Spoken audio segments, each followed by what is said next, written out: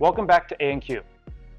Today we're going to answer a question on what the difference is between an adjustment and a mobilization or manipulation. First off, who wants to get manipulated? Raise your hand.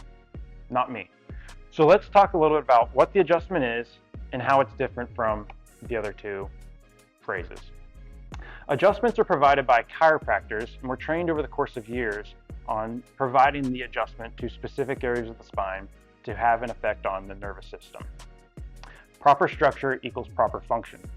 So if we don't have proper structure, we're not going to have proper function. So by adjusting the spine in specific areas based on how we analyze it, it's going to help restore that function. Whereas mobilizations in other fields in healthcare are oftentimes designed to literally mobilize a joint.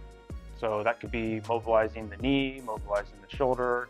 It can also be mobilizing the spine, but it doesn't have the same end goal. And that's, I think, where the biggest difference comes into play.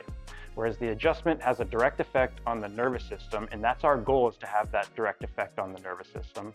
Whereas manipulation in general is just literally to try to mobilize an area so that it has better range of motion. Will an adjustment provide a little bit more range of motion?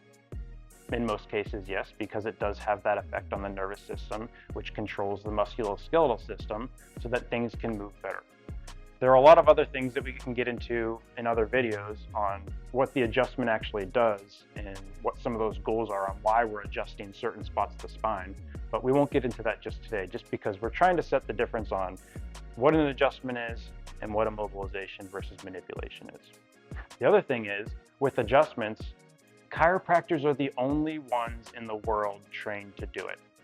Whereas manipulations and mobilizations, there are many different healthcare providers out there that are trained to do it and can get good results because they're literally trying to mobilize a joint, and it's not really that hard to do that if you're trained the right way.